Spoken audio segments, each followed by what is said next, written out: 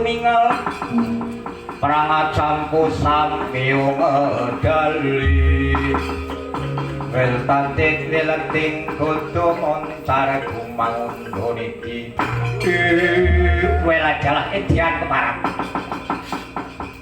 prajurit Traju Trisno bubar mawut kaya dilembing kenang tempati wah yen ora Sasrawana kang ngrampuni ora bakal wis rampung sacikil-cikile wanitane iki Sasrawana tak sembah terus aku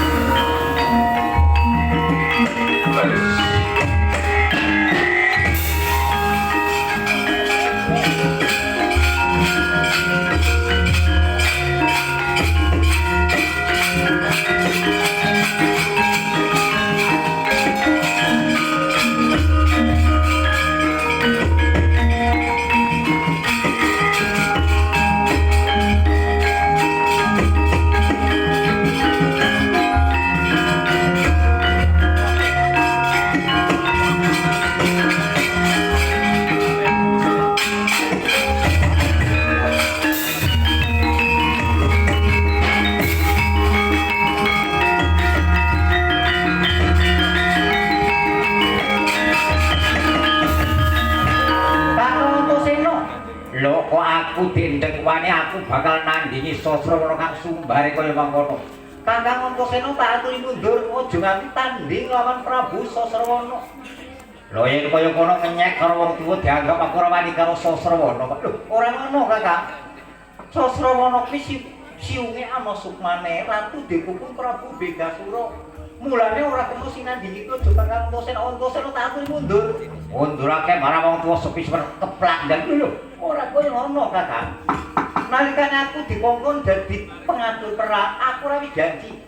Aku gelem ngatur marang kadang-kadangku iki tak atur kudu-kudu manut. Wah, lupa Pak Pemimpin. Yo manut aku tak mundur. Wah, noman tak ngaji kok.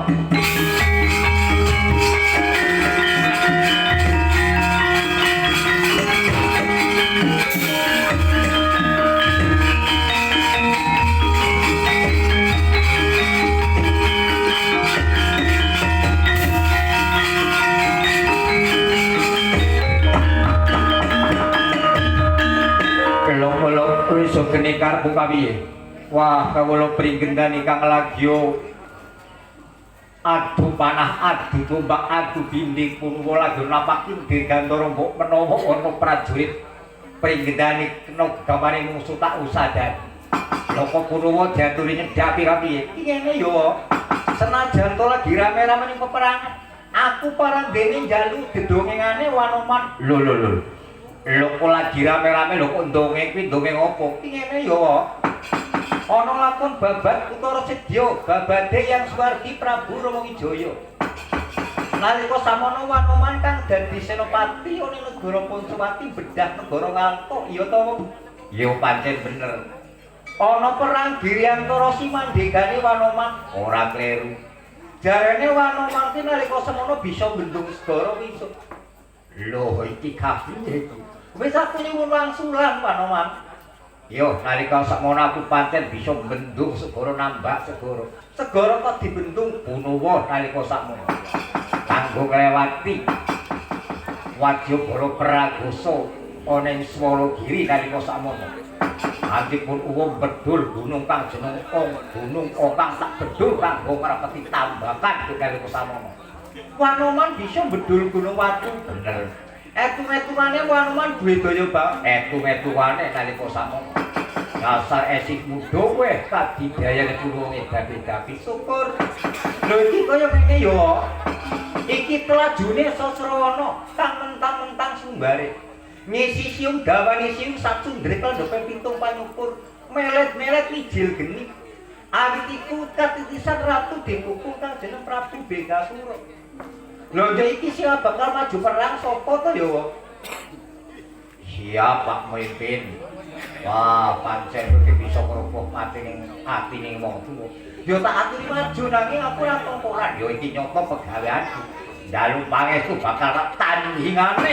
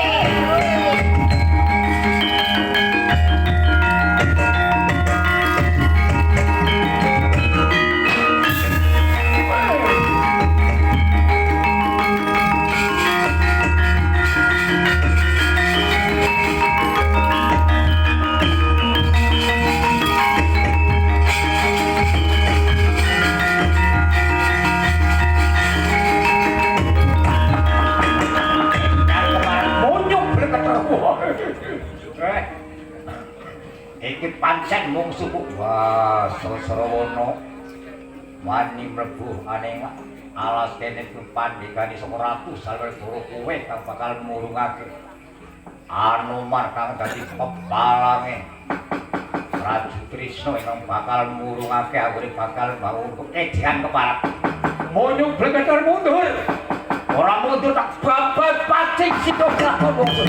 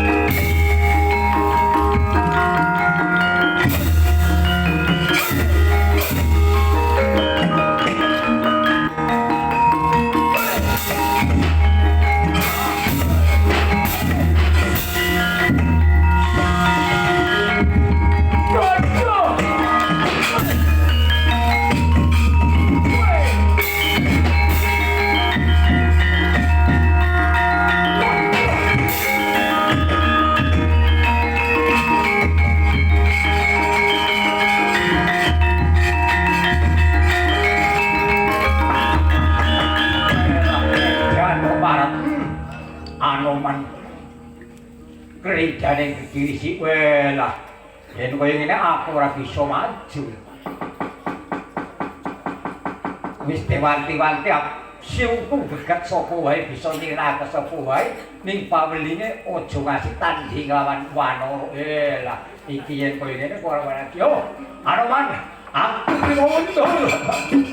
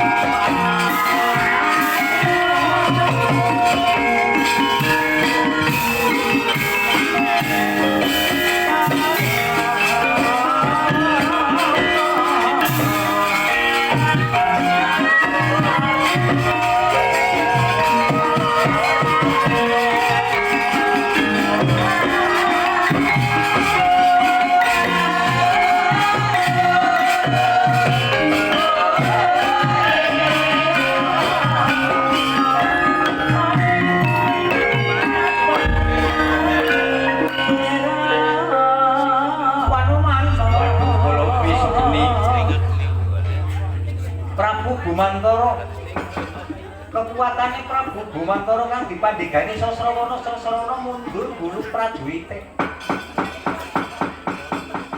lanjut karepe wis jero saklebatan aku semurut tindake Kakang Bumantara napake Dirgantara ing semut tumuju aning negara Darawati ing Kutawatiri lho Anoman bimangka Kakang Garukata ku bakal nyuwun restu bakal bangun gapura ning Pinokuwatu Sipraja marang Kresna. Lho iki.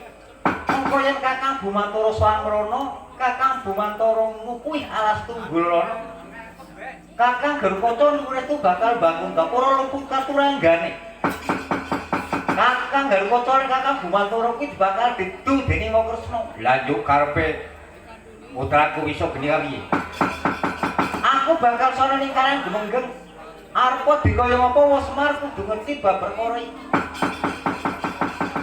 Lanjut Pundawa Wanoman tak aturi jogani tapel watesing praja Pringgendani. Mbok ana kawula kang kumlawe maju prajurit Tradulishna kang kumlawe maju Kakang Antasena kena ndak percaya. Kawula Pringgendani kawiwitan saiki diwiwiti wanggone bangun gapura. Sowan-sowangan kok Anoman.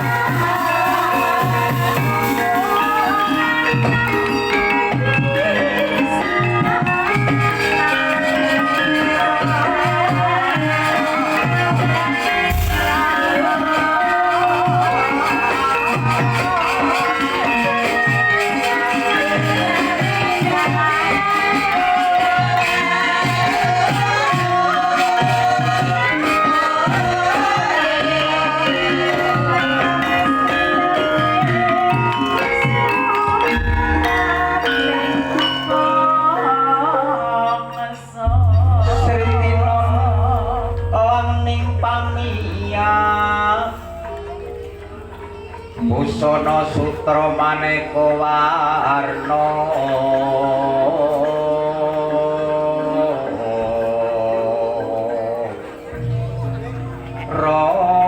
rogan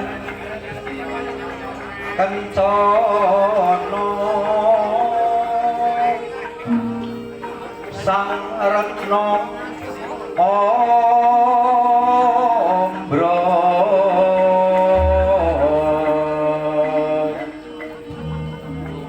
bendera lanjur kang umidir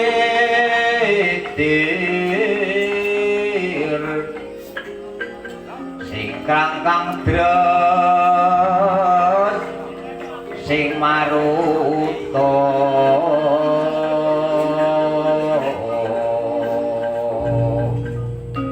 sirna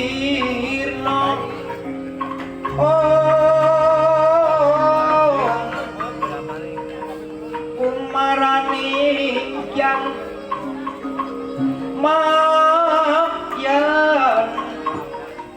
kumlebeti ngedwajo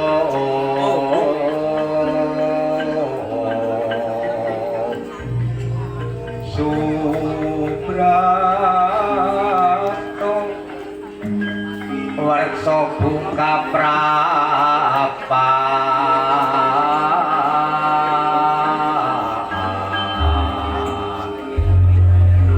puspito panjrahi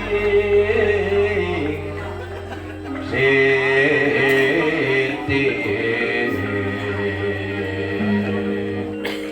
ron mawur kang kati uping angin wajar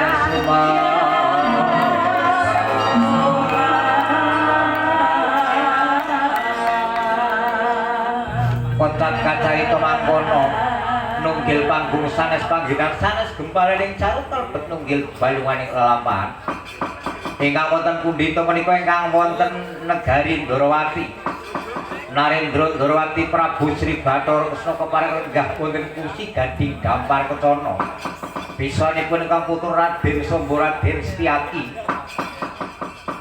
Punreki ana Patih Udawa bawane Narendra Tipising Wisnu Binathara Budyar mawa Cakya Lunindo Jawa Temedhak Sasing Pangayunan